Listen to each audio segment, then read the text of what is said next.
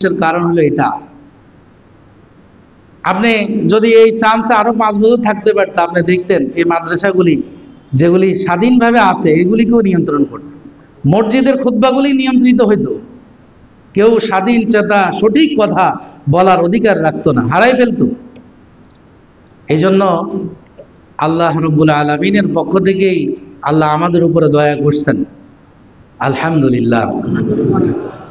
এই জন্য ভাইরা মনে রাখবেন, ইসলামী দলের ঐক্য বলেন, আমি আপনি ঐক্য বলেন, এটার মূল ভিত্তি হলো দুইটা। কয়টা? দুইটা। 1 নম্বর হলো আপনাকে বিনয়ী হইতে হবে, আপনি আরেকজনের কমান্ড মানতে হবে, আপনাকে আমির মানতে হবে, আমি যা বলি, যাকে নেতা বানাই তার কথা শুনতে হবে। এই জন্য হাদিসে পাকের মধ্যে আল্লাহ রাসূল সাল্লাল্লাহু আলাইহি সাল্লাম বলছেন, ওয়ালাউ কানা আবদান হাবশিয়ান।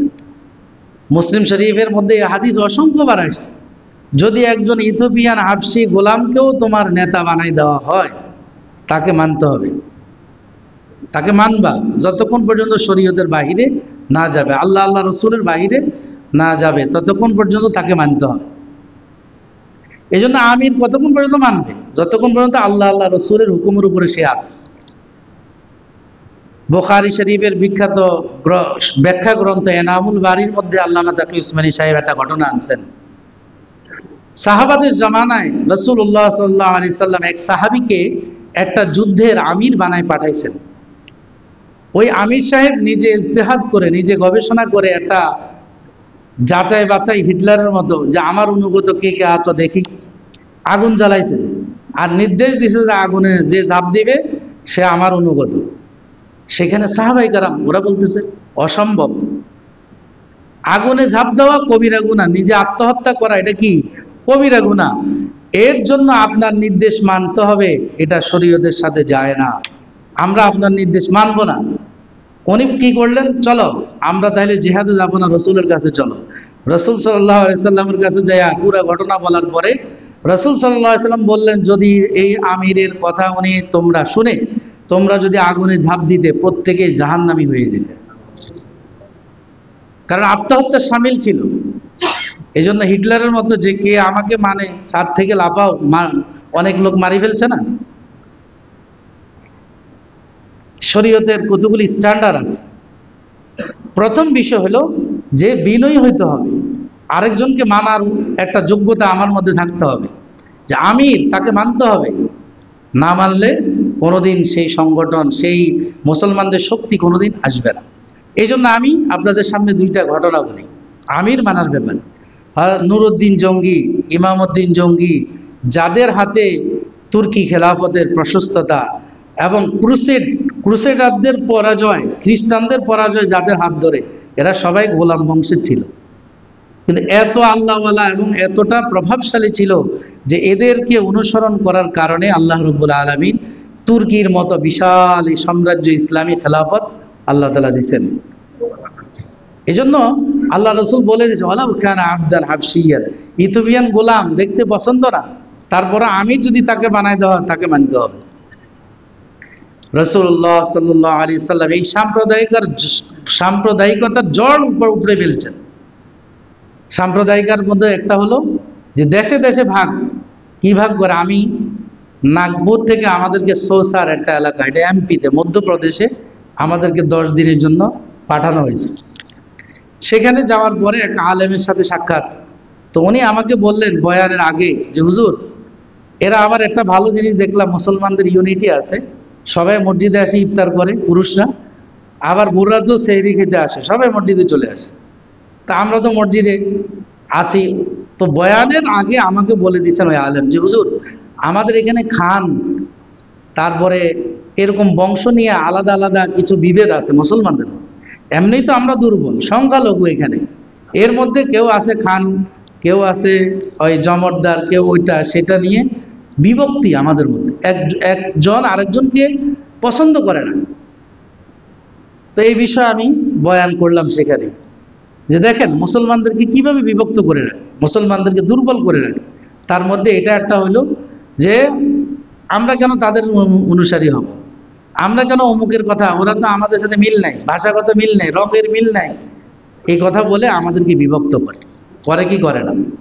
এই ইসলামী খেলাফতকে ধ্বংস করছে, আরবদেরকে যাইয়া বুঝাইছে কেন তোমরা তাদেরকে মানো, তারা তোমাদের এখান থেকে অর্থ সম্পদ রেমিটেন্স নিয়ে তুর্কিকে উন্নতি করতেছে। এইভাবে করে করে তুর্কি খেলাফতকে ধ্বংস করে দিচ্ছে। এখন তুর্কি খেলাফত ছোট হয়ে গেছে না? এই সৌদি আরব সহ আরব আমিরাত, ওমান, কুয়েত, কাতার সব ছিল এই তুর্কি খেলাফতের আন্ডারে। প্রথম এই বিভক্তি কেন করলো তারা? যখন খ্রিস্টানরা দেখলো, ব্রিটেন বিশেষ করে, এরা দেখলো যে এদের সাথে শক্তি দিয়ে পারা যাবে না, পারে নাই তো, মুসলমানদের সাথে শক্তি দিয়ে পারে নাই। পরবর্তীতে তারা চিন্তা করলো যে এদেরকে কৌশলগতভাবে ধ্বংস করে দিতে হবে, বিভক্ত করে দিতে, এদের শক্তিকে ধ্বংস করে দিতে হবে। তখন এরা কৌশলগতভাবে এরকম বিভিন্ন এজেন্ট ঠিক করে, যেরকম আমাদের দেশে ইসকন ঠিক করছে, দেখেন না, ধর্মের নামে একটা জঙ্গি সংগঠন। 1966 সালে আমেরিকাতে এটার উৎপাদন, এটার উদ্ভব। এই জঙ্গি সদস্যরা বর্তমানে কতগুলি এজেন্ডা হাতে নিছে। তার মধ্যে একটা হলো যে মুসলিম নারীদের সাথে প্রেমের সম্পর্ক করে তাদেরকে প্রেগনেন্ট করে দেওয়া, তাদের সাথে অবৈধ সম্পর্ক করা, তাদেরকে ধর্ষণ করা। এটা এখন শুরু হয়েছে, দেখছেন না? আর প্রশাসন এটাকে ধরবে, তখন বিশ্বকে দেখাবে, দেখেন সংখ্যালঘু নির্যাতন। সংখ্যালঘু নির্যাতন নাকি বাস্তব অর্থে বিচারের আওতায় তাকে নেওয়া হয়েছে, কোনটা? এটাই হলো বাস্তবতা। ইন্টারন্যাশনাল পলিটিক্সের একটা অংশ হলো ইসকন। এটা একটা সন্ত্রাসী সংগঠন। এটাকে দিয়ে, আর রয়ের তো প্রায় 1 লক্ষর মতো সদস্য এই দেশে আছে। এমপি মন্ত্রী থেকে শুরু করে, প্রধানমন্ত্রী থেকে শুরু করে, আপনার ডিজিএফআই, এনএসআই, কোনটা কি বাদ গেছে? ধরা খাইছে না 15 জন? দেখেন নাই? একটা সেনা ক্যান্টনমেন্টের মধ্যে যদি একটা ভিন্ন দেশের, আপনি চিন্তা করেন যে সামরিক শক্তি পরিচালনা করে পুরা দেশটাকে, আপনার স্বাধীনতা কি রইল? স্বাধীনতা বলতে কি বুঝেন আপনি? যে সীমান্তের ভিন্নতা? এটা তো লেন্দুর দর্জির মতো। ওরা ওইটাই চাইছে যে লেন্দুর দর্জি মানে তুমি ক্ষমতায় থাকো, রশি টানবো আমরা দিল্লি থেকে। এটাই তো ছিল 15 বছরের ইতিহাস। আমি আপনাদেরকে একটা বাস্তব ঘটনা বলি। মাওলানা মামুনুল হক সাহেবের নাম শুনছেন না? ওনার মুক্তির জন্য আমাদের কিছু ওলামায়ে কেরাম একটা টিম গঠন করছে, যেটার মধ্যে আমাকেও রাখছে। তো আমি প্রভাবশালী একজন বাংলাদেশের আলেম, আমরা আলেমদের কাছে গেছি, তার মধ্যে হাফিজ হুজুরের ছেলে আতাউল্লাহ হাফিজজি, ওনাকে প্রধানমন্ত্রী মামা মামা বলে, একটা ঘনিষ্ঠ সম্পর্ক আছে ওনার সাথে আমরা দেখা করলাম। উনি দরজা বন্ধ করে একটা গোপন কথা আমাদেরকে বললেন যে দেখেন এই ফাইল প্রধানমন্ত্রীর হাতে আছে, টেবিলে আছে। আমি ওনার সাথে কথা বলছি, উনি বলছেন যে এটা ওনার হাতে নাই। মানে ওনাকে মুক্তি দেওয়ার বিষয়টা কার হাতে নাই? প্রধানমন্ত্রীর হাতে নাই। এটা আমি নিজে সরাসরি শুনছি, আপনাদেরকে বললাম। আপনারা তো বুঝেন না এই বিষয়গুলি, যে দিল্লি থেকে যেভাবে নির্দেশ দেওয়া হবে, যাকে ধরার নির্দেশ দিবে, যাকে গুম করার নির্দেশ দিবে, অনেককে আমাদের লাকসামের 2 জন প্রভাবশালী নেতা, বিএনপি সভাপতি, সেক্রেটারি, প্রভাবশালী, এক্সিম ব্যাংকের যিনি চেয়ারম্যান, ওনার শ্যালক, আপন শ্যালক, উনি তো প্রধানমন্ত্রীর সাথে ছবি তোলে, ব্যাংক অ্যাসোসিয়েশনের সভাপতি, কিন্তু ওনার শ্যালকরা পর্যন্ত গুম করে ফেলছে। আজ পর্যন্ত কোনো হদিস, তার লাশের হদিসও পাওয়া যায়নি। কোথায়? ভারতে নিয়ে করছে। এই জন্য মুসলমান যদি এগুলি না বুঝে, শুধু তসবিহ টিবা, শুধু নামাজ, রোজা, হজ, যাকাত, এটা কদিন করবেন? দিবে না তো আপনাকে স্বাধীনভাবে মসজিদে কথা বলতে দিবে না তো, আপনাকে মসজিদে ইবাদত বন্দেগী করতে দিবে না। আর এটা নিয়ে ওদের মাথা ব্যথাও নাই। আপনি মসজিদে যত পারেন জোরে জিকির করেন, তেলাওয়াত করেন, এতে তাদের কোনো অসুবিধা হয় না।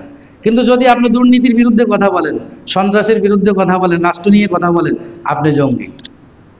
এই জন্য মুসলমানদের ঐক্যের মূল ভিত্তি প্রথমটা হলো বিনয়, 2 নম্বর হলো নিঃস্বার্থপরতা। 2 নম্বর নিঃস্বার্থপরতা, স্বার্থ রাখা যাবে না। যা করব কার জন্য? আল্লাহর সন্তুষ্টির জন্য, দ্বীন ইসলামের জন্য। যদি আমার এমপি মন্ত্রী পদ এগুলির জন্য আমি করি, তা আমার আমল ধ্বংস, আল্লাহর কাছেও কোনো আজর পাওয়া যাবে না, এবং আল্লাহ তাআলা এর মধ্যে কোনো নুসরত আর সহযোগিতা করবেন না।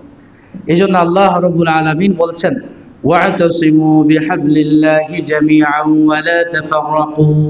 হে মুসলমানরা, তোমরা এই কোরআনের রজ্জুকে আঁকড়িয়ে ধরো, এটার উপরে সবাই এক হয়ে যাও। ওয়া লা তাফাররাকু, কোনো বিভেদ বিচ্ছেদ, তোমরা আলাদা হইও না, তোমরা পৃথক পৃথক হইও না। এই জন্য আমাদের শেখুল হিন্দ মাহমুদ হাসান দেওবন্দি রহমতুল্লাহ আলাই ইংরেজদের বিরুদ্ধে আন্দোলন করার কারণে ওনাকে 6 বছর সেই মাল্টা নিয়ে গেছে। মাল্টা ইউরোপের একটা ছোট্ট রাষ্ট্র, দ্বীপ রাষ্ট্র। মাল্টায় ওনাকে বন্দি করে রাখা হয়েছে, নৃশংস নির্যাতন চালানো হয়েছে। কেমন নির্যাতন চালাইছে? যখন উনি ইন্তেকাল করলেন, শাহাদাত ইন্তেকাল হওয়ার পরে ওনাকে যিনি গোসল দিয়েছেন, উনি বললেন যে হুজুরের কোমরের কোনো বস্তু ছিল না, ওনাকে জ্বলন্ত কয়লার উপরে নিয়ে বসাইত। কি নির্যাতন করছে এবার বুঝেন আপনি। হযরতে বেলালকে যেরকম করছে ওনার ব্যাপারে এরকমই করছে। উনি মাল্টার দ্বীপ থেকে যখন আসলেন, শাইখুল হাদিস জাকারিয়া রহমতুল্লাহ আলাইহি আবৃত্তির মধ্যে লিখছেন, কয় যে আমি ছোট,